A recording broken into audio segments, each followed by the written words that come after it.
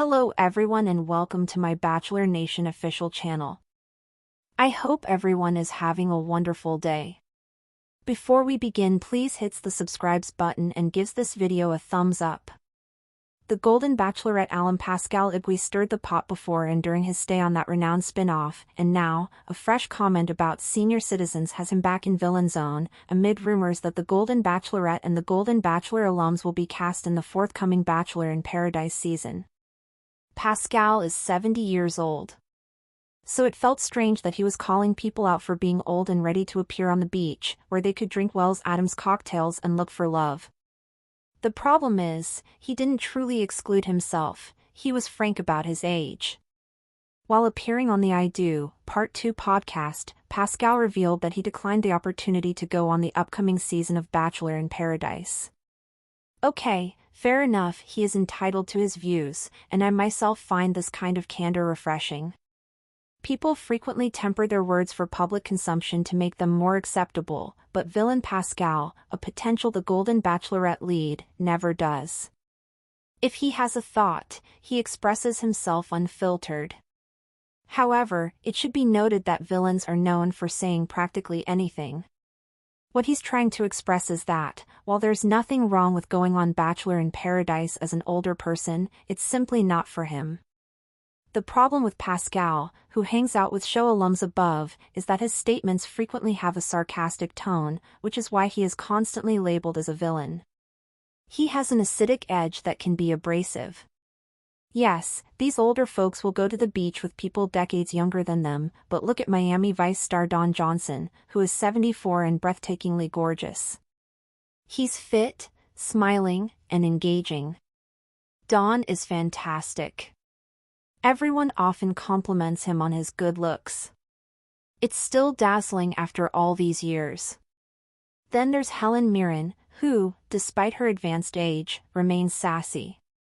She's tough, gorgeous, confident, and intelligent. It is feasible for someone in later decades to hypnotize an audience. In fact, it's pretty typical in the world of cinema, so spreading the concept of experienced people appearing on reality TV isn't such a stretch. Actually, it makes a lot of sense. That's not to say the new notion isn't a little murky, or that Pascal isn't inherently a villain. Sure, changing up the age groupings on the Tropical Bachelor spin-off may be entertaining, unusual enough to be intriguing. However, it's possible that it won't work. People at such profoundly different stages of life may not want to socialize together. The various age groups may naturally gravitate towards each other, undermining the melting pot effect. In fact, I wouldn't be surprised if this occurred. It would be fun if the show resulted in one age gap relationship, but I doubt it will. However, I believe it is okay for consenting people to love each other regardless of their ages. Society has come a long way, but there is still work to be done in terms of educating people about this. The show might assist. Pascal rejected down Bachelor in Paradise, but he did agree to star on The Golden Bachelorette. Even though he was cast at his age, he decided to spread the word that younger men and women should be cast in The Golden Bachelor and The Golden Bachelorette. He seemed to prefer younger women to choose from, but perhaps I'm very cynical. Perhaps he wants to choose from ladies who are older but not necessarily seniors. He could be attracted to women like Nicole Kidman, 57, or Naomi Watts, 56. They are attractive females. I am not here to put words into his mouth, but it is feasible. Personally, I believe they should not lower the age requirement. Before we know it, there will be another Too Hot to Handle or anything similar. What makes the series unique is that it is neither THTH or another series with a similar subject. Pascal can be nasty and crude. The French hairdresser has a crazy sense of humor and once dressed up as Joan Vassos from The Golden Bachelorette for Halloween. I found his mimicry disgusting, but others may find it amusing. He destroyed Joan on the show by telling her he didn't love her. After dumping her, he blamed it on producer intervention. Pascal went low when he called Chalk a stalker, but he eventually apologized, according to Glamour. In the video above, the same man he so ruthlessly dissed appears to be doing an excellent job of making Joan happy. He's always there for her, and while their late-in-life fairy tale isn't Disney perfect, it's sweet nonetheless. In fact, Joan may be thinking about moving to Wichita, Kansas, to be with her lover in his beloved city. Pascal may not discover genuine love with this attitude, but he may continue to communicate the truth regardless of how it is received. He doesn't seem to mind if people don't like what he says. He is Pascal, and he is comfortable in his own flesh. Whether people name him a villain or not, it's difficult to deny that he has his own sense of integrity. He won't be on Bachelor in Paradise, but he'll almost certainly have an audience because he's not pretending to be someone he isn't.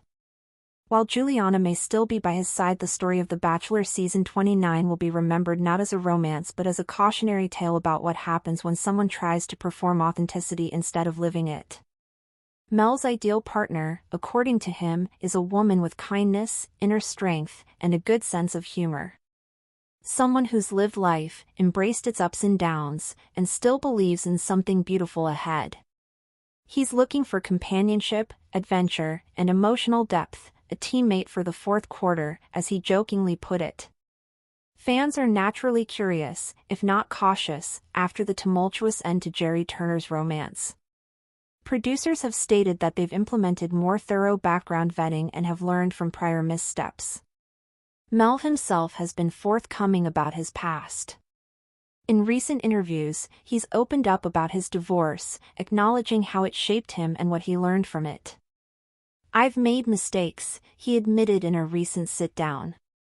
"But I've grown from them.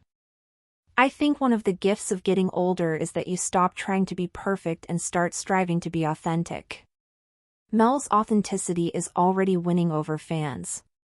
Social media buzz has been largely positive, with many viewers expressing excitement for a more mature, emotionally intelligent season. There's also significant interest in how the season will be structured. While The Golden Bachelor Season 1 maintained many traditional franchise elements, rose ceremonies, fantasy suites, it also incorporated thoughtful changes to respect the older contestants' life stages and emotional needs. Season 2 is expected to build on that foundation. Mel Owens knows the road ahead won't be easy. Love, especially in front of millions of viewers, is never simple. But Mel is ready. After decades of success on the field, in the courtroom, and at home, he sees this as his next great adventure. Not to rewrite his past, but to build a future, one filled with laughter, companionship, and, if all goes well, a love that lasts. What makes this season so intriguing is that Mel represents a rare combination: celebrity experience without the reality TV ego. He's been in the spotlight, but not for clout or likes. He earned it through hard work and resilience.